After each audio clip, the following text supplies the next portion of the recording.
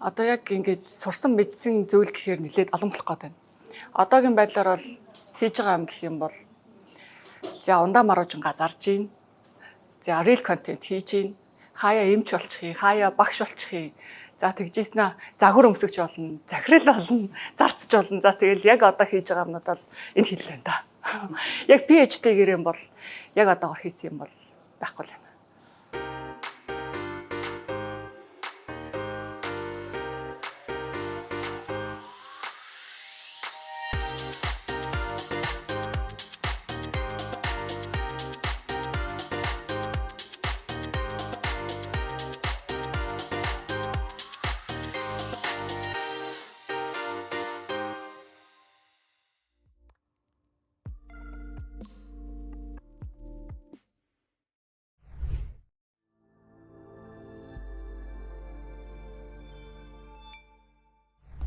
Би чинь бүр ингээд ямар ч гадаадын төсөөлөлгөө бүр та хөдөөний хүүхд тахгүй яасан юм дээр. Тэгэл ерөөсөө хятадтай ерөөсөө нөгөө Хванжу гэг мэг гэл нөгөө нисдэг кинонуудаар төсөөлдөг. Тэгэл бараг л хятад хүмүүсийг нисэл явна гэж л ойлгож очиж байгаа шүү дээ. Үлгэр шиг л юм очиж ямар ч төсөөлөл байхгүй. Тэгэл анх би Хөх хотод очиж исэн. Хөх хотод очиход ягаад ч юм хүмүүсийнх нь хөгжил тэр үедээ нилээд биднээс юм сул дорой юм шиг санагдчихсан байхгүй. Би явж байгаа анч тэр яриа хөөрөөнч тэр ингээл амар чанга яриа л те ингээл олон нийтийн газар байна гэдгийг юусоо ухамсарлтгүй ямар сонир соёлгүй газар вэ гэл яг л тийм үед нь очисон. Дараа нь би докторт очиход бүр тест өөр очиж очижсэн. Шанхаад очижсэн болохоор олон улсын хүмүүстэй сурах нэгдүгээр маш их том чаленж байсан. Доктор гингүүт чинь бид нар бол зүгээр ингээд байж байгаад ингээд шууд очиж болж байгаа. А олон улсын хүмүүс чинь бүр ингээд нүүбэд ажиллаж исэн ч юм уу, консалт ажиллаж исэн ч юм амар хүмүүс ингээд докторт хүрээд ирдэг. Тэгэл тэр хүмүүсийн туршлага ярьж байгаа юмны хажууд манайт бол үнэхээр бүр хинч биш байгаа юм чинь. Тэгэл дахиад өөрийгөө голоол би нэрээ бүр үнэхээр хинч биш юм байна. Дээр нь ингээд хүмүүс чинь айдэн штэ. Хаста манай Монголыг энэ хятадууд эзлэх гээд байна. Тэгж ярьдаг. Би бас л яг тийм айдтай байдаг гэсэн бохгүй юу?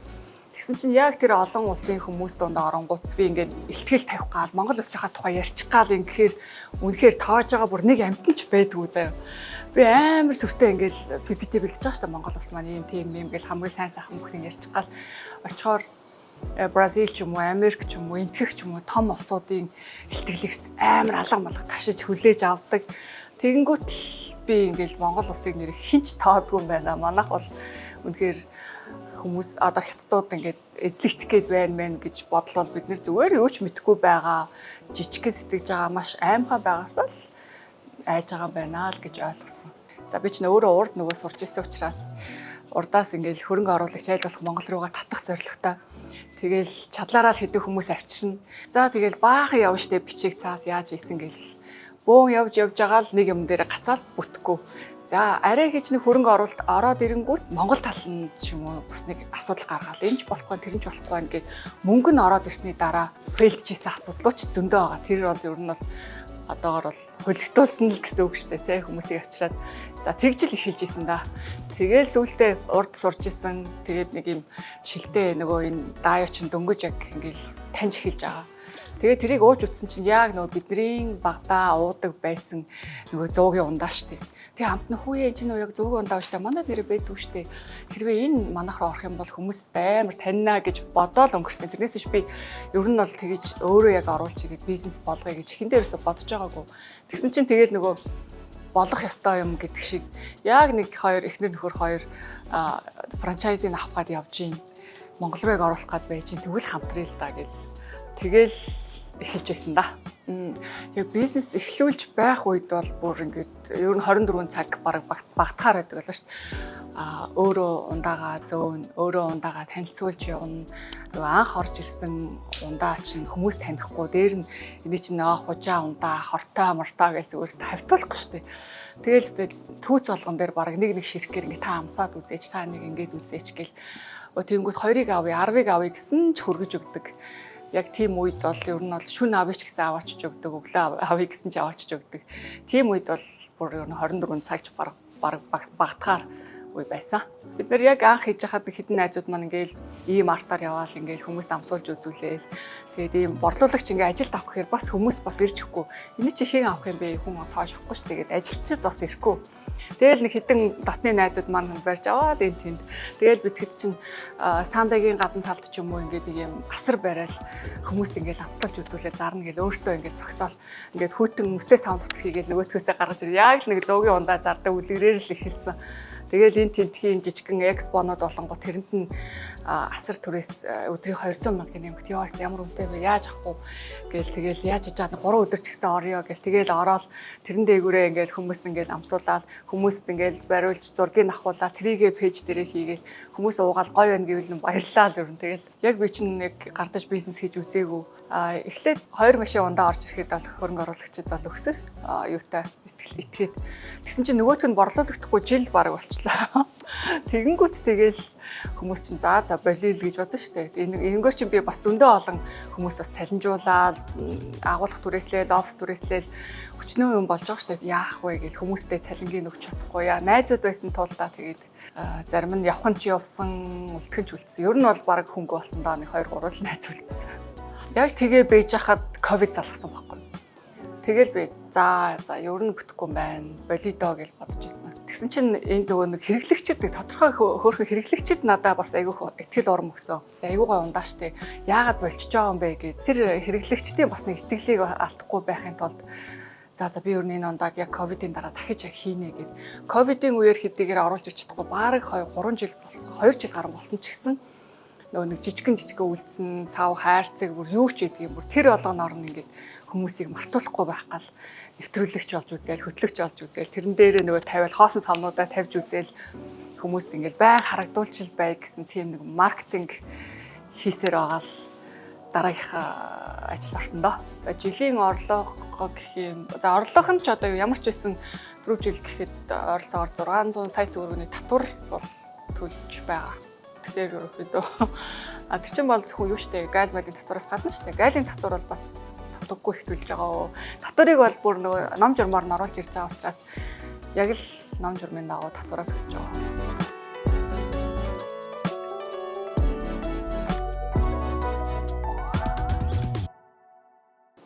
Айжин гэдэг бол ер нь тэгэл нэг том хөшөөрөг байхгүй л байна гэсэн үг л дээ ер нь бол. Тэр айц нь бас тийм том биш байх гэсэн үг байхгүй юу? Үнэхээр амар айцтай би үнэхээр энийг хийхээс өөр арга байхгүй байна. Өөр би ингээд хүүхд чухтаар тэжих боломжгүй байна гэсэн тохиолдолд бол юу ч хамаагүй хийдэг л байхгүй юу? Би бол анх бизнесийг бол яг л за хоол ундаа залгуулчих гэсэн маягаар л ер нь хэлж байгаа шүү дээ. Тэрнээс биш амар томруулаад босс болоод захирал болоод гэсэн бодлол ер нь байхгүй. Анх бол яг л айц тасаа болж гэх юм уу?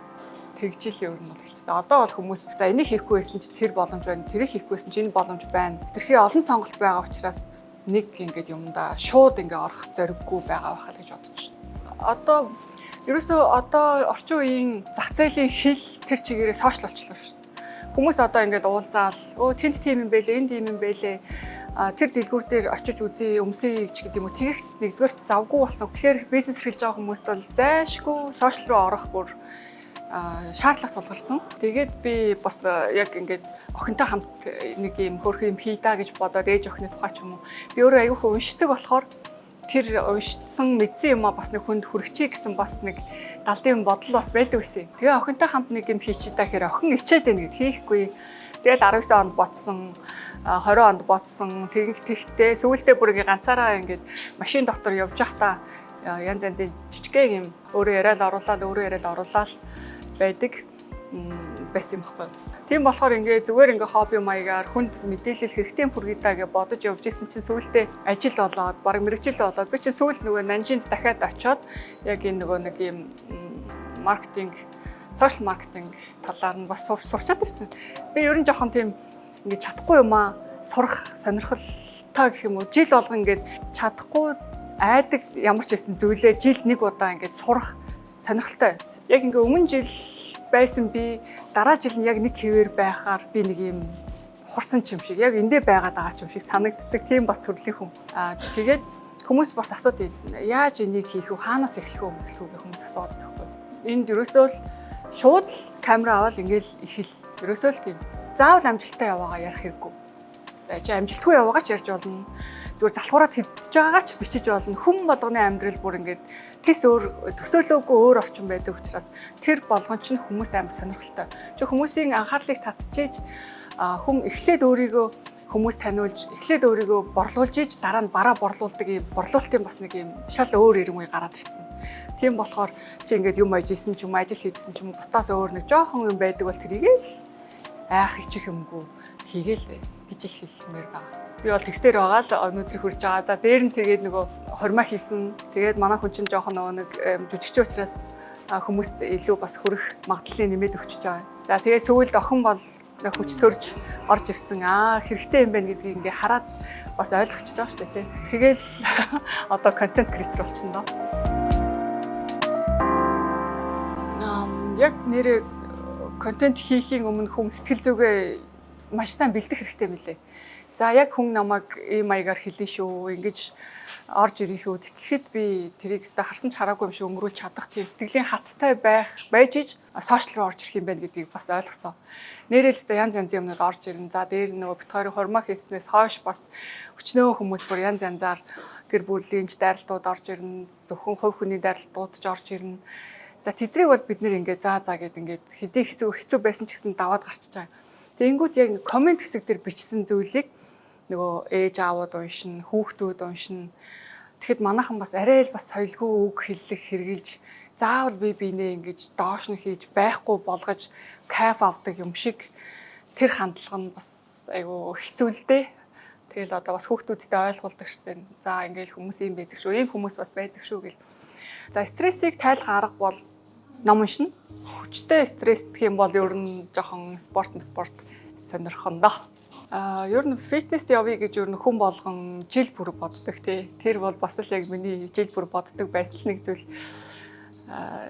Тэр яг фитнесийг хийх болсон шалтгаан нь болохоор би бас нэг ингээд амар даун болсон юм аа.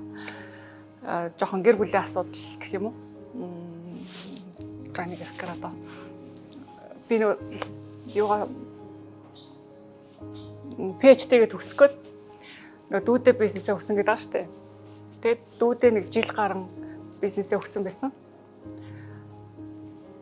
Тэгэл ер нь бол би за жоохон ийм их ачааллыг би авахгүй ер нь амьдрья гэд ер нь нилээд ингээд өөрийгөө нилээд хойш нь татсан байсан байхгүй жоох удаан амьдрья л да.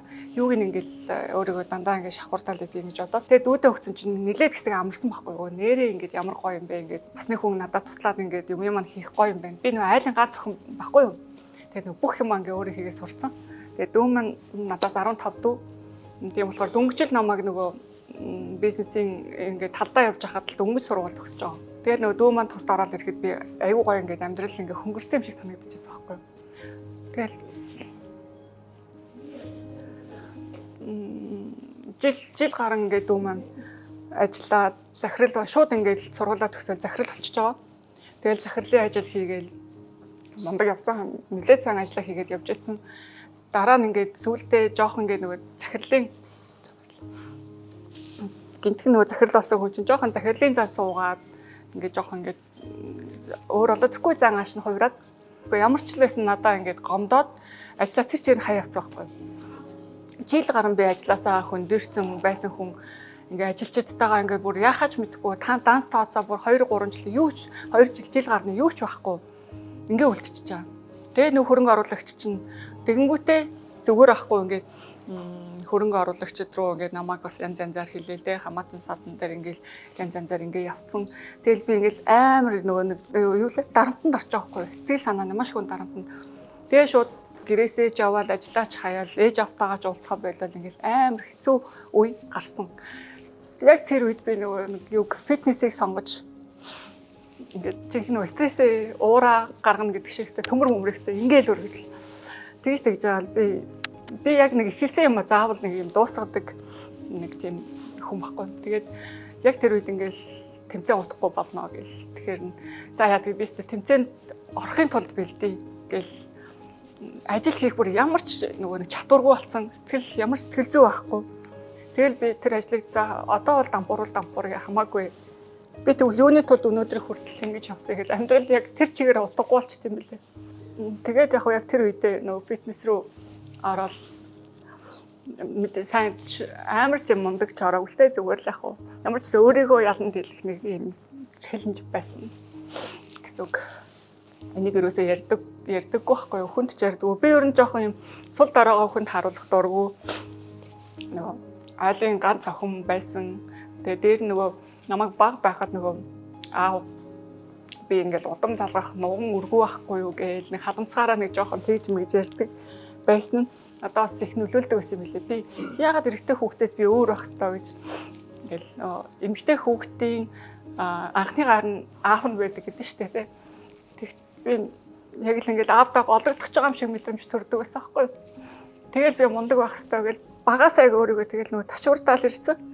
Тэгэл ээж маань хөрхи эрүүл мэндийн шалтгаанаас надаас өөр хүүхд гаргаагүй.